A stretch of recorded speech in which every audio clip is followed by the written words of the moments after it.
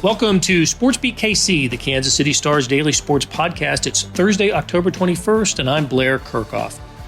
Thursday was Kansas City's day to shine for World Cup officials. Members of FIFA, soccer's governing body that runs the world's biggest sporting event, were here in Kansas City to tour the city, Arrowhead Stadium, practice facilities, fan fest sites, everything. So how did Kansas City do? We'll know in early 2022. That's when FIFA will award 11 U.S. cities World Cup sites. 17 cities are bidding to host games that can be worth more than $600 million in economic impact to the region. On today's show, we'll play audio from the press conference. It's not as clear as a bell, but I think you'll get the gist of the event hosted by Kansas City Mayor Quinton and included speaking roles from Chiefs Chairman Clark Hunt and Sporting Kansas City owner Cliff Illig. You'll also hear a question and answer session with the two FIFA officials, Colin Smith and Victor, I hope I pronounce his last name right, Montagliana.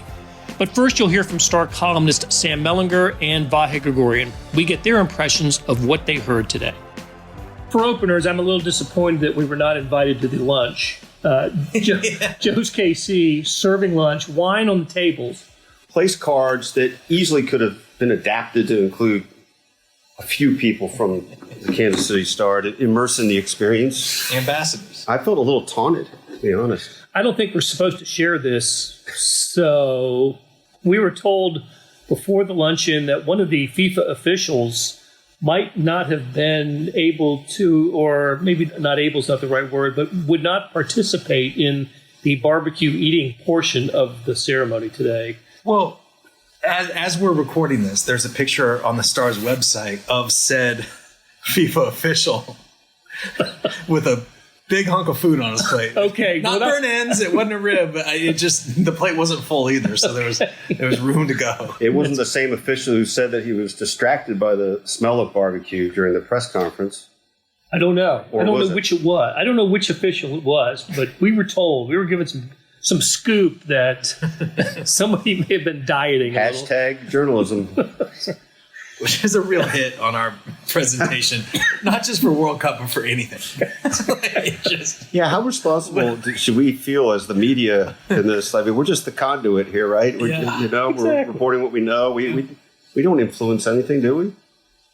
No. Social media influencer that you are, Sam. Sometimes we influence more than we should. All right, so today was the day that Kansas City rolled out the welcome mat, put its best foot forward, any cliche you want to apply here, trying to impress FIFA officials to get the World Cup here in 2026. 17 U.S. cities are competing for 11 spots for the 2026 World Cup. It'll be big bucks for the cities that gain this event. It's a massive, the World Cup's massive. We don't have to tell you the World Cup is a massive event. It'd be great to have it in Kansas City. Everybody's excited about this process, but Kansas City seems to have some things going against it. Don't you think? Yeah, and I'm sure you guys have done the same thing. I've been reading some of the coverage with the other presentations, like Nashville, Washington, D.C. There's been a few others that they've hit already, and Cincinnati, I think. Mm-hmm. But so I don't know.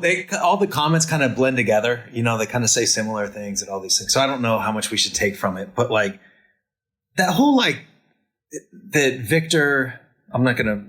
The name's not in front of me, but Victor, FIFA vice president, said that he told Mike Parson, the Missouri governor, be what you are. And then in some of the way that they talked about geography, it just felt the be what you are hit me condescending a little bit. That's cute that you're involved in the process, but we've got bigger markets. And then the geography thing hit me you'll take these base camps and you'll be part of the team, but you can watch those private planes go off to play games in other places.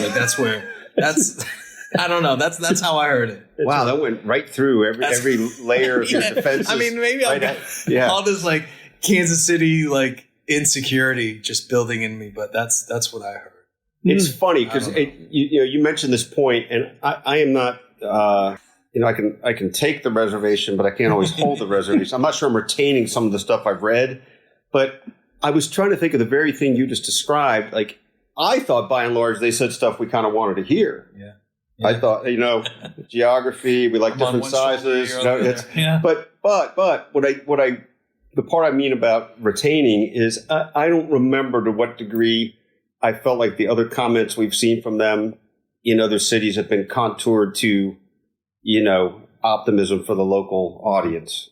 I just can't remember if they sort of sought out a way to say, yeah, you're good with this, and then kind of leave it at that. Yeah. It is a really funny out there thing to be interpreted, though, just be who you are. I mean, it's, 'Cause, you could take that as, look, you got all this stuff going for you. Yeah. You don't have to pretend. Yeah. Like that's how maybe somebody without so much insecurity, without self-consciousness, would take it. I'm good. But I'm being what I am. Yeah. And that's how I interpret that. But it's funny, like I don't know if you guys read some of the stuff from Washington, D.C. when they, like the coverage there. And the coverage there is like presented like, of course we're getting games. Like we're Washington freaking D.C. I guess we still have to bid though. It's like very like dismissive, and like here we're like, oh, are we too small? Let's go back to that influencer thing. Let's go back to that influencer point. Do we need to just come out guns blazing like, well, this is ours? Right. And just treat it like that and, drop the mic? Yeah. Is that going to help the cause? We've done Big 12 tournaments. We've got this. That should be the motto around town. Not we want the World Cup. We've got this. 3 straight AFC Championship games hosted. Right. That's what we've got. All right. So I guess if we had to take a vote here, whether Kansas City will get World Cup games, not just a base camp, because I think that's in the pocket. It's hard to imagine not. They're going to get something. Yeah. Right. Yeah. The Compass Mineral facility is unbelievable, and they've got great facilities here. And listen, if that's what it comes to, that's a pretty good thing too, because a country stays here for the duration of the World Cup. Their fans stay here. In some ways, that's pretty good. And then maybe they would fly off to a different part of North America for the games. But you want games. You want the television exposure. You want 3 billion people tuning in to see Arrowhead's, GEHA Field at Arrowhead Stadium, as Clark Hunt reminded us today. GEHA is going to get their money's worth on that, boy. That's, if nothing else, we know that they're motivated by that point. They want to see the GEHA name out there. Yeah. Okay. So they will work relentlessly. All right. So I won't ask for a show of hands, but I think it's 2-1. We think Kansas City is going to get. I guess so. And look, the one guy who grew up in the region, just coincidence. I know that he's just heard it too. Inferiority complex has just been bred in me for too long. I hope I'm wrong. Obviously, I hope you're wrong too. Yeah. I hope you're wrong. Look, we've all spent some time thinking about this, and it's a little hard to quantify. Even though I'm trying to build the case, it's a good break to take right now. Something I'm working on, but it's a little hard to quantify just how great it would be for Kansas City, right? I mean, we understand that there would be some natural infrastructure things, exposure, certain economic thing. Would it feel like the place is changed by this happening? I don't know about that. I don't know either. But how cool would a month-long fan fest be from Union Station to Liberty Memorial, or in front of Nelson Atkins down through the park there? Yeah, and maybe that's the better point in a lot of ways too. It would be the in the moment feeling, right? I mean, the world being here. Yeah, I mean, it would it's like once in a lifetime opportunity, right? To have like that kind of like. Just, you mentioned the TV stuff, Blair, and that stuff's real, but I just think like living here and just feeling like some of that energy that you'd get from whatever country, whatever, if we're doing pool play, it's probably one big country and 3 that are still really good. Actually, I got to remind myself this. It will only be 3 countries here. So there's 16 sites, three nations to go to a site. So it's a 3-team round robin, basically. So we'll get Brazil, England, France. Yeah. Right. No, it's just, I feel like there would be just an international feel and just a lot of energy and experiences that we don't get otherwise. For sure. That no other city gets otherwise. It makes me think a little bit about this and imagine I tend to think of the the hospitable way people are here, the warm and welcoming way people are here. You go to Olympics and people are out of their minds trying to please the foreign visitors. Yeah. Like it's just their whole mission is, do you like us? Mm-hmm. And this is a place that lives on do you like us year round anyway. Mm-hmm. And I just picture people going to great lengths to welcome people. And I think it would be a pretty beautiful thing, actually. Mm-hmm. It really would. For sure. Okay. I still stand by the 2-1 vote. Victor, Colin, if you're listening, it's Sam. Sam's the one who doesn't think you're coming. Prove him wrong. Prove Sam wrong. Stick it in the face of the media, please. All right, guys. We're going to take a break. When we come back, we're going to hear the press conference in its entirety, including the question and answer sessions where Vahe, Sam, and myself got to ask some questions of the FIFA officials. Thanks, guys. Hey, it's Blair. We have a special subscription offer for SportsBeat KC listeners, unlimited digital access to the Kansas City Star's award-winning sports coverage.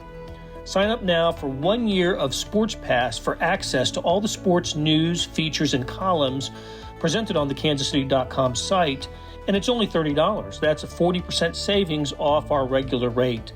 Your subscription will automatically renew after the initial term at $50 unless you tell us to cancel. Your subscription helps support the sports coverage of kansascity.com and the Kansas City Star, and that support has never been more important. Please visit kansascity.com/SportsBeatKC offer to get this special offer. And as always, thanks for listening. On behalf of the 2026 World Cup Bid Committee from Kansas City and the states of Missouri and Kansas, I'm Mayor Quinton of Kansas City, Missouri, here to welcome you and to say thank you to all of you and to allow for a few remarks from all of us and then some questions and answers later. This group has been working for years to share not just the excitement and energy for the sport of soccer or football here in Kansas City, but also to make sure that we put our best foot forward to make sure our guests from around the country and around the world know how great it is here in Kansas City and how exciting it will be to have the 2026 World Cup here in Kansas City. We'll have a few speakers with us today, but I'll also make sure we know everyone who's on the platform. First, however, I will introduce someone who has been important for Kansas City sports.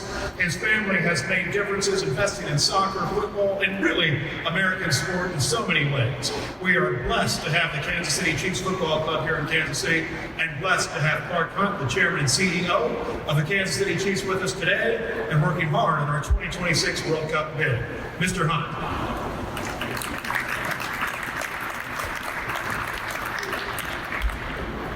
Mayor, thank you very much. It's a tremendous privilege to be here today, and we're so honored to have so many esteemed members of the FIFA delegation on hand today, and we appreciate the opportunity to get to show them what makes Kansas City so great. My family and I have been involved in the sport of soccer in the United States for more than 5 decades, and it all started because of the FIFA World Cup.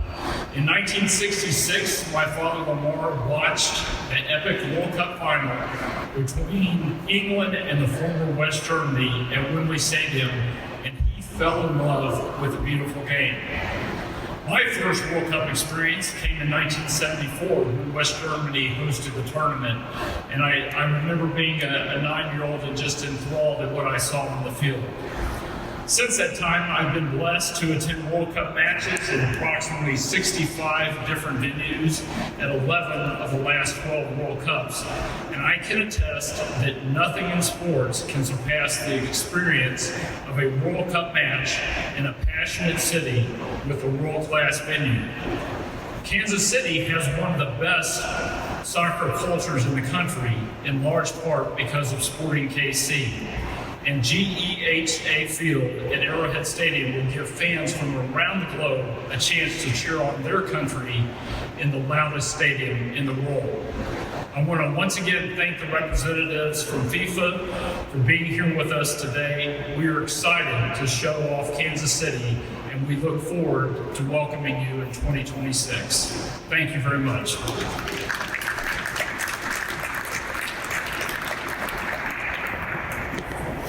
Following the outstanding investment of the Hunt family in soccer in the United States and here in Kansas City, Cliff Illig has been a leader in not just building an exceptional franchise in sporting Kansas City, but investing in nonprofits, foundations, and sport throughout our region. Mr. Illig is someone who has always been there for Kansas City on each and every bid, and we look forward to you getting to know him a little better today as well. Mr. Illig.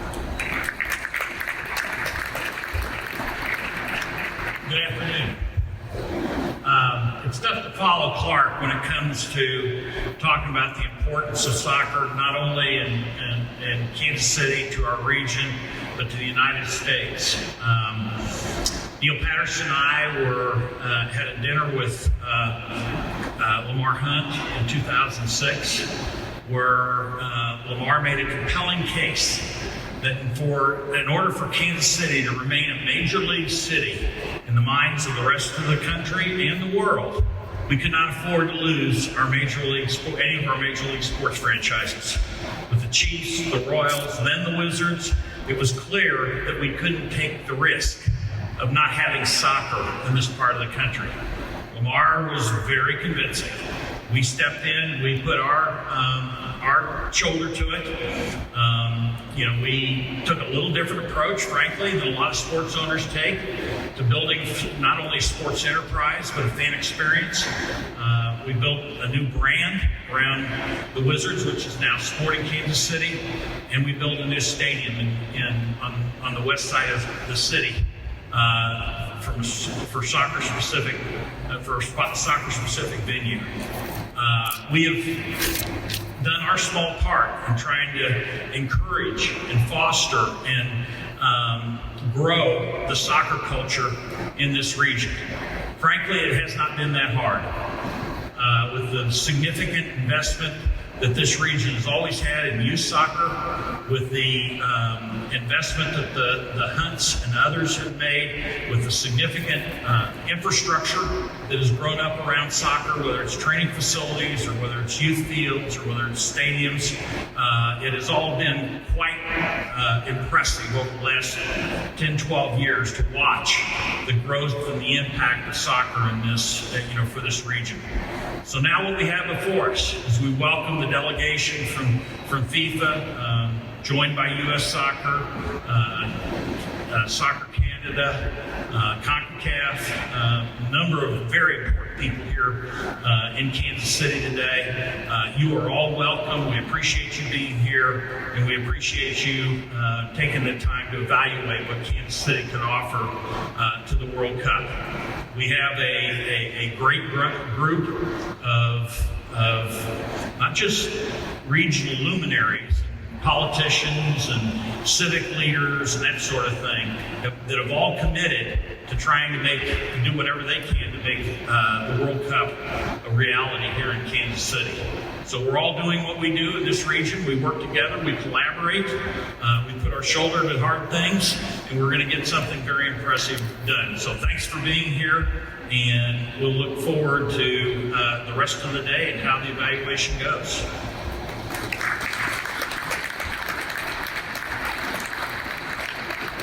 We only have a few remaining speakers, but I wanted to make sure we introduced a few special people to you who have joined us on the platform party and who have been vital to Kansas City.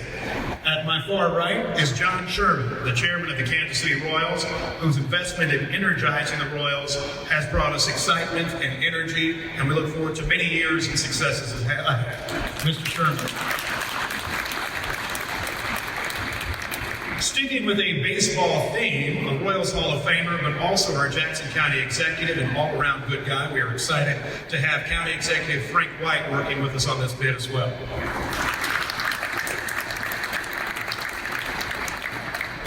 Joining us also on the platform are two of the most exciting and energetic folks who have invested tremendously in women's soccer and soccer in Kansas City, and who have built KC NWSL into one of the most exciting sports opportunities in Kansas City in a fairly short time.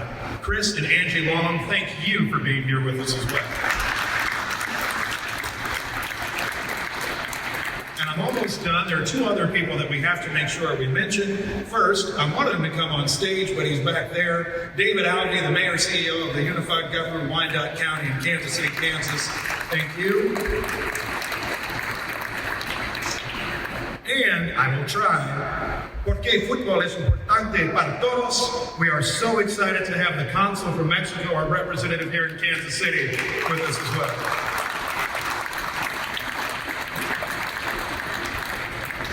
And so now I want to make sure we have a chance to hear from FIFA today, and we are very excited to have you all with us. I will start by introducing Victor Montagliana, who's FIFA's Vice President and who's an important person for us all today. We've enjoyed getting to meet you and look forward to showing you even more about Kansas City.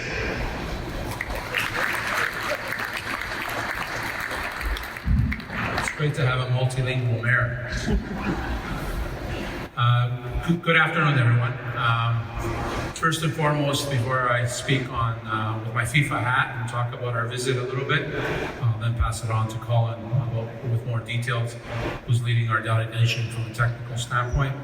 I think it's important as a CONCACAF president who lives and breathes in this region to thank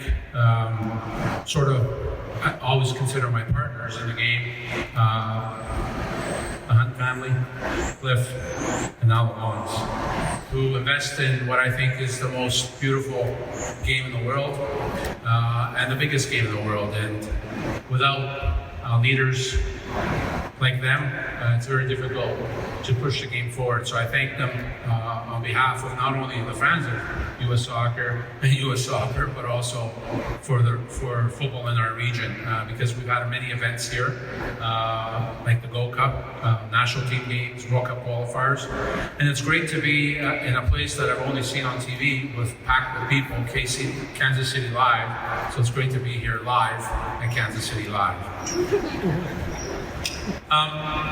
With respect, we all know that 2026 is really not that far away. We will be going through a process here today in terms of, we have teams already out there looking at hotels and transportation and all those things, and all those exciting and sexy things that Colin will speak to you about.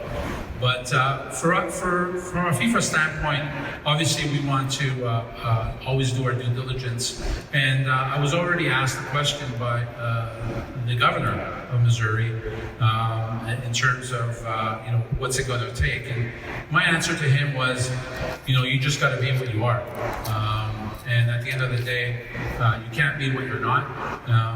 We've already heard what Kansas City and the state of Missouri and the state of Kansas who are joining in this effort, what they are in terms of the grassroots football, the professional football that's behind me, Kansas City Live, which is always packed with fans. So you need to just be what you are. And I think, at the end of the day, like the game of football, I don't want to simplify things, but you have to be, when you walk onto the pitch, you are, the team that you are is a team that you have to play. You can't really worry about your opponent. At the end of the day, you got to worry about yourself. And I think your team, from the moment that my team has arrived here, has shown the hospitality from the minute we've gotten here. We had a great presentation this morning from your team in terms of some of the details that are required, and we'll continue that process later on in the day. But it's a pleasure to be here, and on behalf of FIFA and U.S. Soccer and our complete delegation, I want to thank you for the warm reception, and we look forward to the continued dialogue and the continued due diligence that we have to do. Thank you. Colin?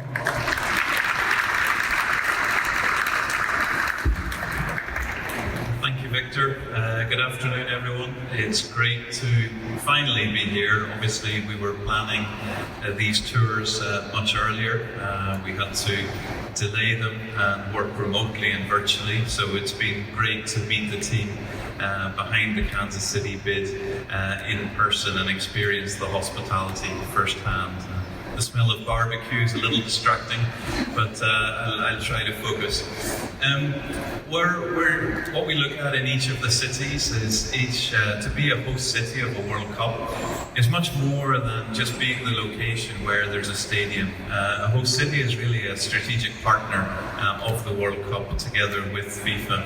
And in order to have that partnership, we need to look at all the different areas that go into making the World Cup what it is, which is a truly memorable experience for anyone involved in it. So we look at transport, we look at accommodation, we look at media facilities, broadcast facilities, we look at sustainability, of course we look at commercial and financial aspects as well, and we look at the stadium, and that's what we look at later today. So we received a great presentation this morning which answered a lot of questions that we had, and I'd just like to thank the whole Kansas City team for all the efforts in putting this together. These don't happen, bids don't get put together, and presentations don't take place without a lot of work behind the scenes, and so we're grateful for the work and the commitment of Kansas City to bring this to where it is now. So we look forward to seeing the stadium this afternoon, then we'll have a wrap-up session, and then we'll move on tomorrow. And as Victor said, we're looking to wrap up these visits by the end of this year, and then hopefully make its final decision on the candidate host cities beginning of next year. But a big thank you once again to the whole team in Kansas City, and we're open in case there's any questions for us. Thank you.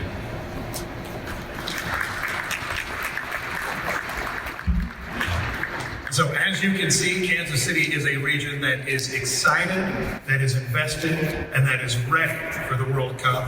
We thank you all from FIFA for joining us today, and we look forward to you having a wonderful day at Arrowhead Stadium, at Children's Mercy Park, and throughout our amazing city. Right now, we'll open up for any questions or preguntas, and we have a microphone here. There's a gentleman in a blazer back there who wants to start. You can ask anyone on the platform part.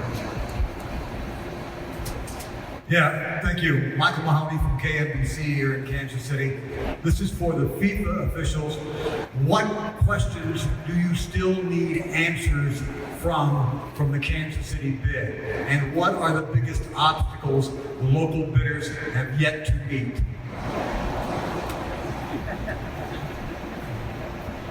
Thank you for the easy question to start. No, the questions that we've got outstanding are with regards to the stadium, and to be honest, it's not a question really of outstanding questions, it's more confirming. We've had a lot of correspondence back and forth over the last 18 months that we haven't been able to travel, and so what we'll be looking at in the stadium is all the different areas of the stadium that go into making it a World Cup venue. So first and foremost, the pitch. We want to see the dimensions and the areas around the pitch. We'll talk about how the systems that we need put in place to make the pitch the standard that it needs to be. And above all, what we do at a World Cup, we need to provide the best facilities and playing surfaces for the team. So the pitch will be an area of focus. We then also look at areas such as the media facilities, the broadcast facilities, the team hospitality, they're already there as well, looking at the different facilities in the stadium. And basically what we know what we need in terms of a World Cup overlay. And so when we're at the stadium, that's what we're looking at. So the questions that we'll have this afternoon relate to how the stadium in its current form and in its temporary form, if you like, during the World Cup come together.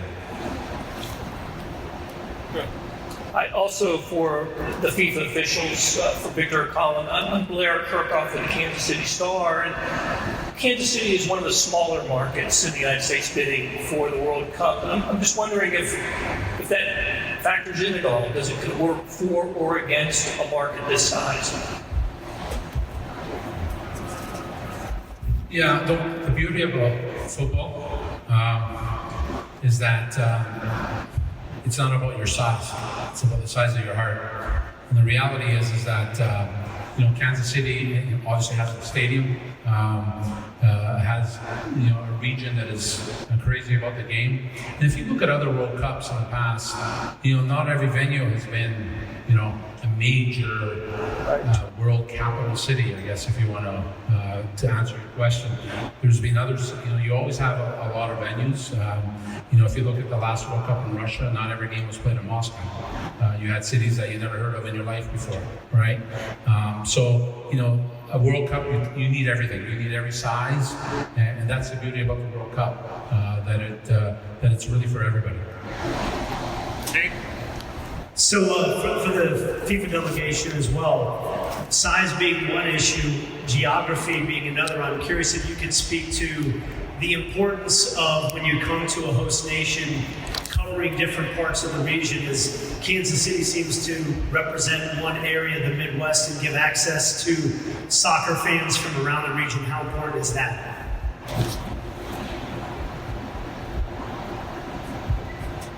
Thank you. One of the key things that we look at when we start developing match schedules for the World Cup, and obviously the match schedule is a core document, and whilst we haven't obviously chosen the cities, we still look at the geographic spread. Now, when we look at US, Canada and Mexico, the geographic spread is obviously large. One of the key areas we look at is the team travel. And the equality of team travel, so that one team is not traveling huge distances and other teams are playing locally. So that's where a spread across the country is always beneficial, because it allows us to have clusters in and around different areas within the country to ensure that the fan base is there, that we don't overload certain areas, but also specifically that the teams have an equal and accessible travel facilities. This one is for Victor. You said your advice to the governor was be what you are. I'm curious, and I think you also said you've never been here before, is that right? No, I've been here before. Okay. What do you think what does that mean for Kansas City, be what you are? What is Kansas City, and how has it met your expectation? I've been here before because we've hosted, for instance, I was here this summer for the World Cup, and at Mercy Stadium, at the end of the day, I think, my experience here has always been, the hospitality has been great, the football has been great. You also have the investment of your community, whether it be fans or, as I said, the leaders that are standing behind me, into the sport. And that to me is really a definition from a footballing standpoint of what this region really is. Your grassroots football speaks for itself. In fact, today in the presentation, there was a petition that was illustrated to us about how many signatures they got from all little kids. It was a great story that was talked about this little girl who went up to a table that your team had put up, and in terms of her excitement about having the World Cup come here and turning to her brother, who's I think 15, I think the story went, and said to him, "You better make the team." So which I think is a great little story. But those are, I think football is about stories, right? I mean, you heard Clark talk about '66, right? He was, I won't say how old he was in '66, because I'll let him say that. But he remembers those stories. Now, if there was VAR in '66, I'm not sure England would have won, but that's another story. But football is about stories, and I think the stories of Kansas City, of Missouri, Kansas, and starting from your grassroots right up to your professional, is a story. It's a story that's a compelling story. This is for you also, Victor, if you don't mind. Vahe, Gregorian, Kansas City Star. Just to your point about football being about stories and Kansas City and Missouri's grassroots, is there any way you can summarize what impact you think it makes on a city to have the World Cup here? I realize it's pretty broad, but how would you see that? Yeah, the one thing about what a World Cup does, first and foremost, is an impact on the country. And we've seen that with '94. Clark, I don't know if he did it today, but he did it this month, alluded about his family being integral involved in the '94 bid and the '94 World Cup. And you see the legacy of that. And it continues on, that legacy. So first and foremost, it's at a country. Then it goes into a region and a city. Obviously, Kansas City had hosted before, and all the ancillary benefits that comes from that. And at the end of the day, sports and football is about people. And the legacy that it leaves is, how many people will it touch to go on to what I call to become consumers of football. And when I mean consumers, I don't mean just people that buy tickets and buy shirts, which is obviously important, but also people that want to be involved in the game, coach, administer, play. And so to me, that's why the World Cup means so much. It's an event that has a very long tail in terms of a legacy, unlike perhaps any other event that I know of. So on behalf of the Hunt family, the Illigs, the Long family, Mr. Sherman, so many others, and certainly all of the elected officials in this region, we are excited to welcome you all from FIFA to Kansas City. We're excited to have you see our venues, and more than anything, we're excited to talk about the beautiful game. Because we keep smelling lunch, we'll allow our group to start eating and we can stay on schedule, and we thank you all for being here with us today. Thank you. That'll do it for today. Thanks to our SportsBeat KC production staff of Beth Welsh, Monty Davis, Jeff Rosen, and Chris Fickett. Big thanks to Sam Mellinger and Vahe Gregorian for stopping by and chatting soccer with me. Links to stories can be found in the show notes and on kansascity.com. So let's talk about the morning sports edition. If you're not seeing it, you're really missing out. On kansascity.com, go to the Stars e-edition. That's a replica of the printed newspaper on your screen that comes with your digital subscription. Well, now there's an updated sports section produced separately that goes along with it. When you open the e-edition, there's a box in the upper right-hand corner that says All Editions. Click on that, and you can access anywhere from 15 to 50 pages of sports. Maybe you get a link in your email. I do. It's there by about 6 a.m. every morning. Listen, however you get it, it is access to complete coverage of the previous day's sports news, features, statistics, everything. It's fantastic. Hey, thanks for reading the Star and listening to our podcast lineup. You're helping support the best sports and news coverage in Kansas City, and we could not produce programs like SportsBeat KC without you. We'll be back on Friday with another episode, talking Chiefs Titans. Hope you'll join us then.